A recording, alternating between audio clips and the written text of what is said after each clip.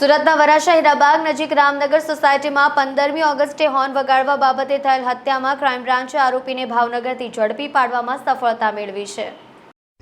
સુરતના વરાછા વિસ્તારમાં હીરાબાગ નજીક રામનગર સોસાયટીમાંથી પસાર થતા રસ્તા પર હત્યા થઈ હતી। 15મી ઓગસ્ટની રાત્રિએ હોર્ન વગાડવા જેવી સામાન્ય બાબતમાં ઝઘડો થયા બાદ તીક્ષ્ણ હત્યાના ઘાંચીકી હત્યા કરવામાં આવી હતી।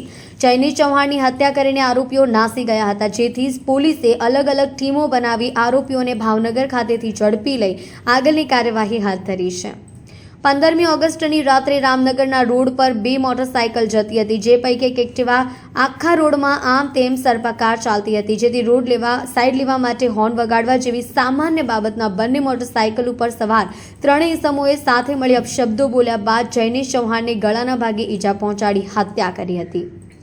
ત્યારબાદ અરીઠા આરોપી સૌરાષ્ટ્ર તરફ નાસી ગયા હતા અને ક્રાઇમ બ્રાન્ચની ટીમે એક ટીમને ત્યાં મોકલી હતી। પોલીસ ભાવનગરની નારી ચોકડી ખાતેથી વિમલ ધનજી કલસરિયા, ઉત્તમ કાંજી તળાવિયા અને ડેનિસ ઉર્ફે જાડિયો રમેશ સુરતની ઝડપી લીધા હતા। ત્રણેય આરોપીઓ સામે 7 જેટલા ગુનાઓ નોંધાયેલા છે।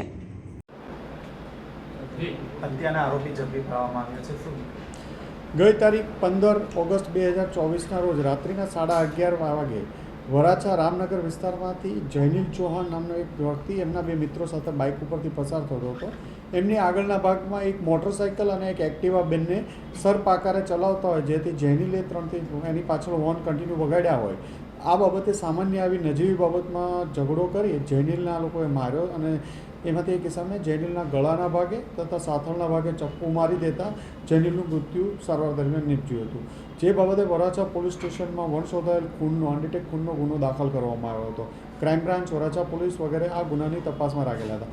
દરમિયાનમાં ક્રાઇમ બ્રાન્ચના પોલીસ ઇન્સ્પેક્ટર મોદી સાહેબ અને પીએસઆઈ ધનગઢ અને હેડ કોન્સ્ટેબલ યોગેન્દ્રસિંહને એક બાતમી મળી હતી કે આ ગુનામાં સંડોવાયેલ વિમલ ધનજીભાઈ કલસરિયા, ઉત્તમ તળાવિયા અને ડેનિશ સુરતી સંડોવાયેલા, જે આધારે આ લોકોને ભાવનગરથી લાવી પૂછપરછ કરતા એ લોકોએ ખૂનનો ગુનો કબૂલેલો હોય, જે અનુસંધાને એમને ધરપકડ કરવામાં આવી છે અને આગળ વધુ તપાસ અર્થે વરાછા પોલીસ સ્ટેશન સોંપવામાં આવશે।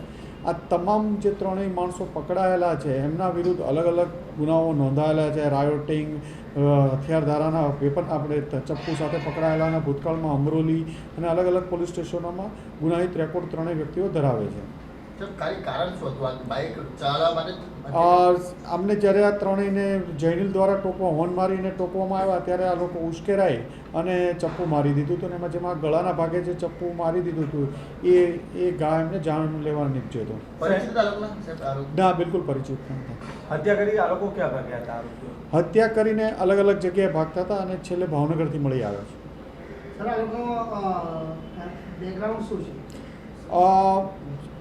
જે વિમલ છે એ સાડીનો જે જોબ વર્ક ઉપર કામ કરે છે, એના ઉપર ઉત્તમ અને ડેનિશ છે એ બંને હીરાના ધંધા સાથે સંકળાયેલા છે, હીરા કામ સાથે, અને આ લોકોનો ગુનાહિત ઇતિહાસ પણ છે।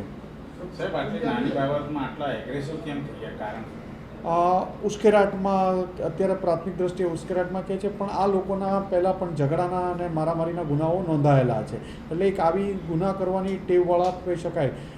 ઉત્તમ તળાવિયા અને ડેનિશ સુરતી વિરુદ્ધ પણ 307ના ગુના છે। વિમલ વિરુદ્ધ પણ મારામારી અને રાયોટિંગના ગુના વગેરે દાખલ થયેલા છે પ્રભાવ।